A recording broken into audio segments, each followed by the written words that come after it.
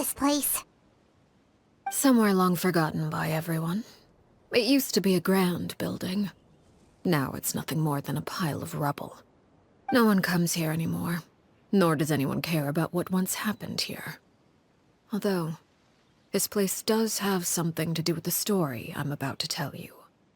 It was before I became a Harbinger, and before Linny and the others joined the House of the Hearth. Due to certain events, I first killed Clervie and then her mother. And this is where it all happened. You were the one that killed Clervie? Patience now. Allow me to explain Clervie's side of the story first. I'll start from the beginning. Clervie was 6 years old when she was brought by her mother, Crucibina, to live in the House of the Hearth. From the outside, it seemed like a fairy tale. A thriving family made up of kind adults and friendly children. Crucibina was the knave at that time, and the House of the Hearth was under her control. She was Clervie's mother by blood, but she was also the mother to all the children in the house. Clervie was happy here, for a time. But she quickly realized that being part of this family wasn't a fairy tale at all. It was a kind of purgatory. Purgatory? Exactly. The House of the Hearth takes in war orphans from all over Teyvat. But as for how to raise them, that depends entirely on the person in charge. Crucibina came up with a novel idea. She would teach the children to fight, force them to duel each other, and then crown as the king of the house the child who proved themselves most worthy of inheriting her title. It's difficult to estimate the number of children who died or were maimed in the process. There's little I can say about the ones who died. The ones that emerged with permanent injuries, on the other hand, well, they still served a purpose. They would be handed over to the doctor to be experimented on, or sent away on dangerous missions. Nothing more than tools to be used and then discarded. So those were the experiments Clervie was talking about. But what actually happened to her? You said that Clervie was Crucibina's daughter, so if Clervie tried to convince her to stop what she was doing, Crucibina probably would have listened, right? Despite being Clervie's mother, Crucibina cared little for her daughter. She forced Clervie to join the House of the Hearth only as a means to demonstrate her own impartiality as a mother, to prove that she treated all her children equally. Clervie did try to convince her mother to change her ways, but it was to no avail. After her efforts failed, the only other option was to rise up and try to fight back. Unfortunately, the other children had already been thoroughly indoctrinated into the illusion of happiness Crucibina had created. Of course, there was one exception. Someone Clervie's age who knew the truth about the House of the Hearth. Her name was Peruere. Wait, the friend that Clervie mentioned?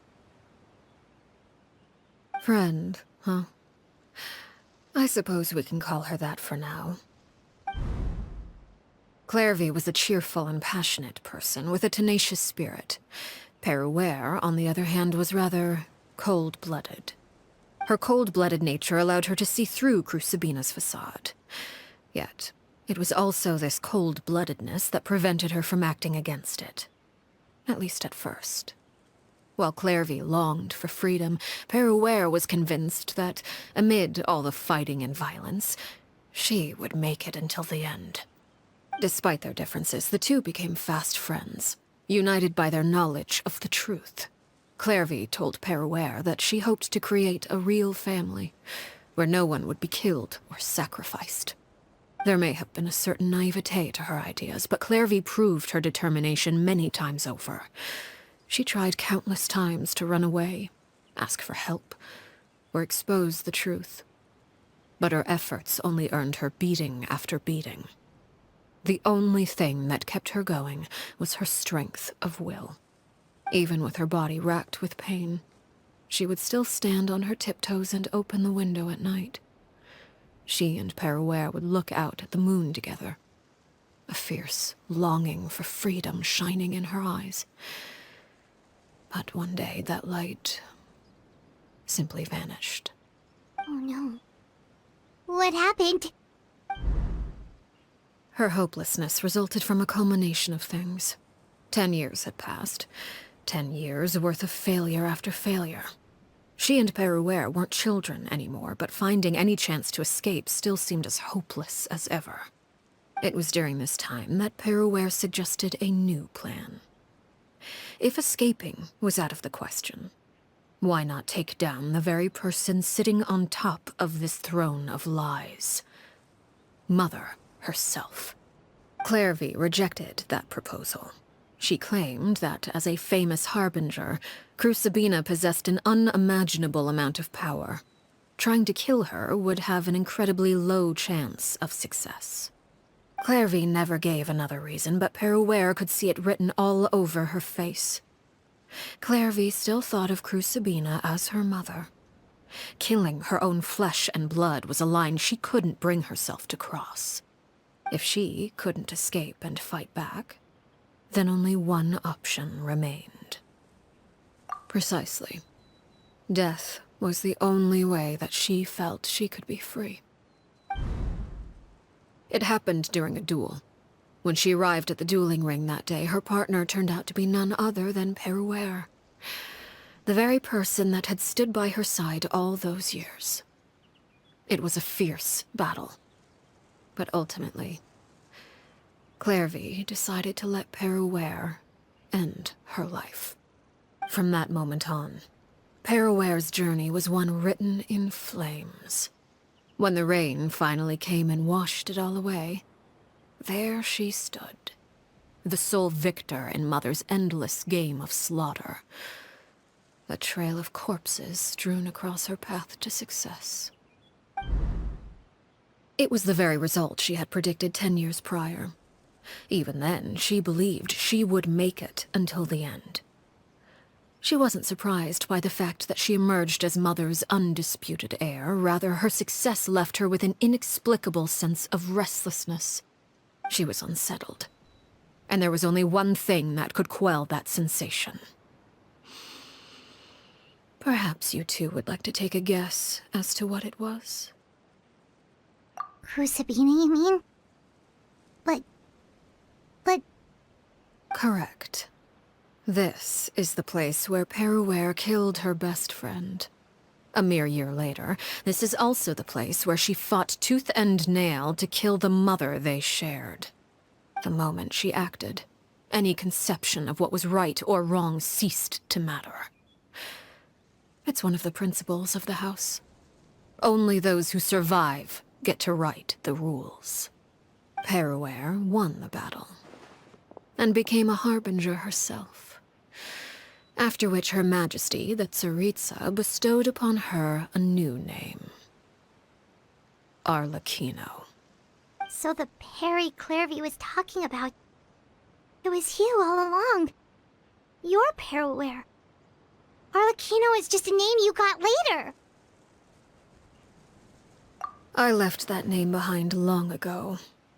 I must say, hearing it now does bring back memories.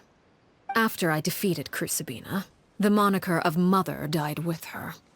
I chose to forego the title she called herself, and even chose to give up my own name.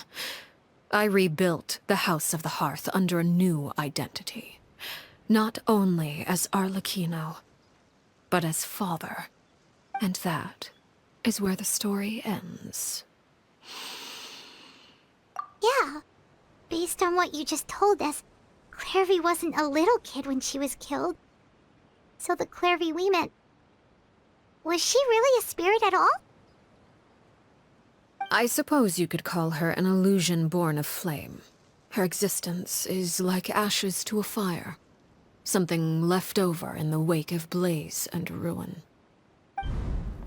You see, a certain power runs through my veins.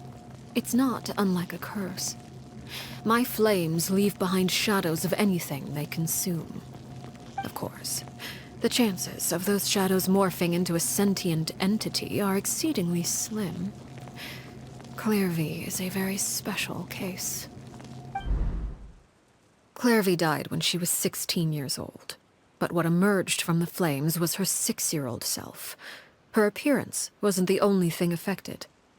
Most of her memories were lost to the blaze as well. Memory is a mysterious thing indeed. Losing a portion of your memories will alter your sense of self. Lose 10 years' worth, however, and it would be like living in the past. Like returning to a version of yourself that never grew up. No wonder Paimon got such a weird feeling when we were talking to her. Perhaps I should put it this way. Clervie is someone trapped in time. It may seem like she exists with us in the present, but she truly lives in the confines of her own past. So if all of that is true, then you must have known about Clervie for a long time. Indeed. She's a rather volatile and unstable entity. Sometimes she would look after the children. She's even saved some of their lives. But other times, she would hide from me and become obsessed with revealing the truth about the house to anyone who will listen. Shadows don't have the capacity to learn or grow. Any new information they encounter is quickly forgotten over time. Your attempts to expose Clervie to sunlight. They failed, yes. The reason is actually quite simple. In Clervie's mind, the house is impossible to escape, and it is this very perception that traps her there. But no matter. All I have to do is kill her again, and all will be resolved. I don't anticipate so much as a single speck of ash will be left behind this time. Wait! Paimon can understand why you might want her gone, but isn't there another way? So what if she's trapped in her 6-year-old self? She's still your friend! At least talk to her first! It's too late for that. She broke the rules, and now she must be punished. That goes for Filial and Nantoy as well. She's had quite the effect on them. I hope you understand. The difference between Crucibina and myself lies in our formulation of the rules, not our policy for enforcing them. Upholding the rules without question is a trait we both share, because that is how a household should be run. Is this really what you want to do? Whatever could you mean? Don't you want to say a proper goodbye at least? Whether as a killer or as a father, there are two things that must be avoided at all costs: anger and sorrow. Anger makes you impulsive. Sorrow causes you to waver. Well, it appears it's about time to proceed. Before we arrived, I told some of my well-behaved children to bring our troublemakers here by nightfall. I do believe I've kept my end of the deal. I give your friends quite a bit more time. As for what happens now, we'll just have to wait and see.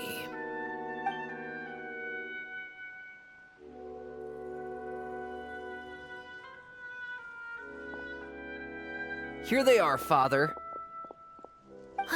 You gonna execute him? Seeing something like that would actually be a first for me. Lenny! I'm sorry. I heard about how you helped buy us more time. But I still failed. I couldn't find a way to fulfill her wish. Huh?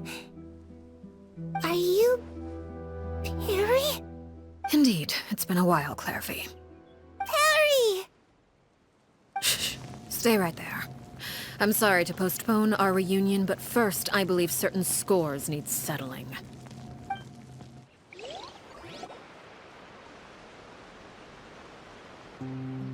Father, let me explain.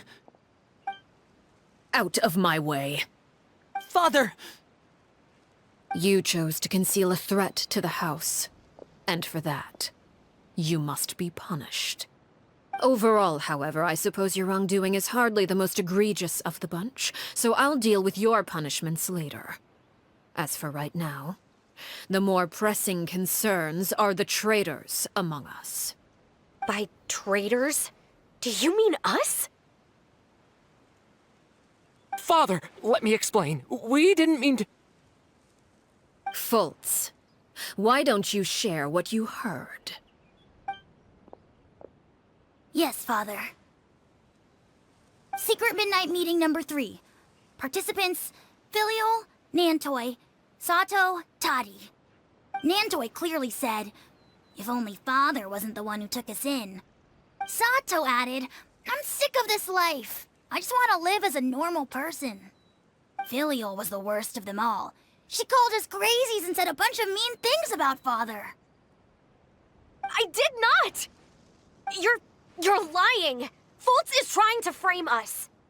It's not like I'm the only one who heard those things. After that, you and Toddy and a bunch of other people started talking about Clervie. You were using all those things Clervie brought up as an excuse to question Father. We're birds locked in a cage. The only way out is to destroy it. That's what you said, wasn't it? You little... You just want me gone, don't you? What did I ever do to you, huh? And you, Sheplo, have you forgotten who stood by your sickbed, watched over you, and changed your dressings? Come on, let's hear it then. What's your reason for all this?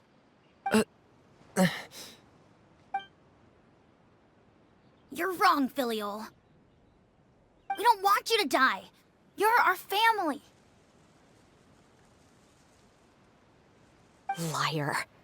You wouldn't be doing this if that were the case. So why? Why have you backed us into a corner? We all live in the House of the Hearth. You know the type of work we do, Filial. A single betrayal can cost dozens of us our lives. It's not like it's never happened before. That kind of thing is hard to forget. That's why the House of the Hearth cannot tolerate any form of betrayal. Ever since we came to Poisson, you've had 7 secret meetings. A lot of the things you talked about really crossed the line. You've been spying on us for half a month? Wait a second. Now that I think about it, the move to Poisson was just a way to make it easier to spy on us, wasn't it? Because we were all in one place. You've had this planned all along. Filial, Nantoi, I'm sorry.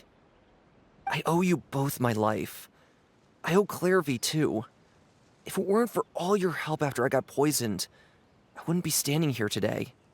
If this were any other situation, I would do anything to repay that kindness, even if it cost me my life. But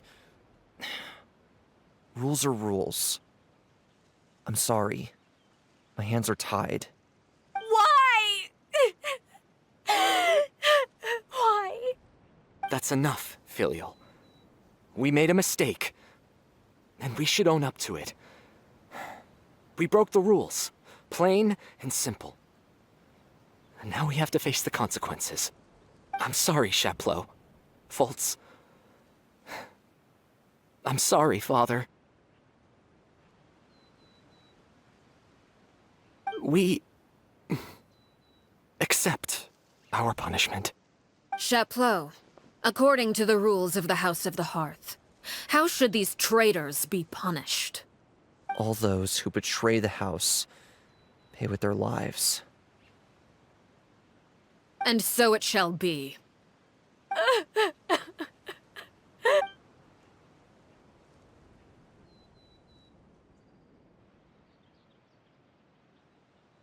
Father, please wait! Something you want to say, Linny? Please reconsider, Father. What Filial and the others did, does it really count as betrayal? We all come from broken families. From the very first day we joined the House of the Hearth, we wanted nothing more than to make it a real home. But the truth is, none of us know what a real home should look like. I'm not saying I have all the answers. All I know is this. Killing Filial and the others may uphold the rules, but doing so will only bring us further away from being a real family than we've ever been. So please, Father, please reconsider. I agree with Linny. Father, please. Linny, you...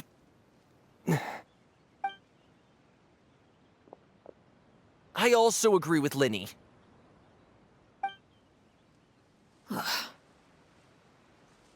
An order once given cannot be rescinded. However, given the extent of your determination, I suppose we shall have to go about this a different way. Draw your weapons and face me. Our weapons? Father, are you referring to a duel? Precisely.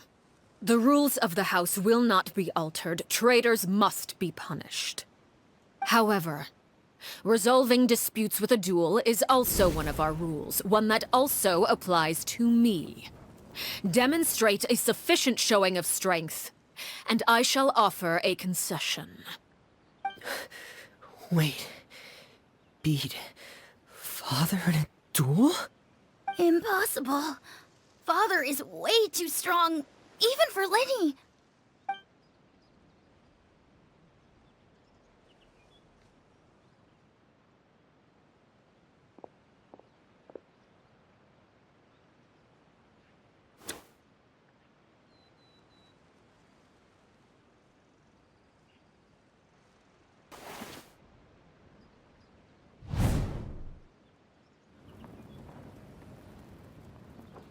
Did you hear that, Traveler?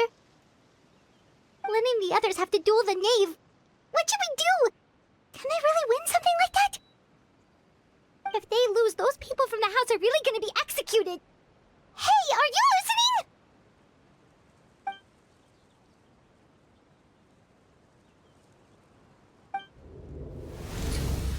Don't you want to say a proper goodbye at least? Anger makes you impulsive. Sorrow causes you to waver.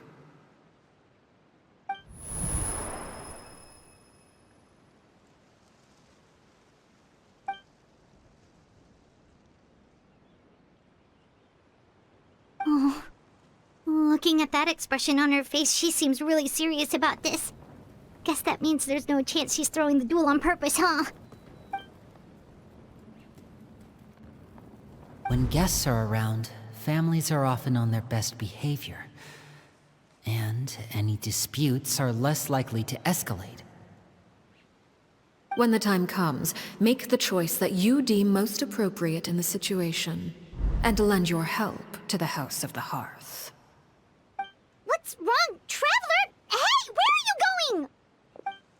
Traveler? You're asking to join the duel against the knave? I'll allow it. We do have a ready-made dueling ring at our disposal, after all. All I would advise is this. Keep a firm grasp on your weapon, and give it your all. Any less, and you may just lose your life.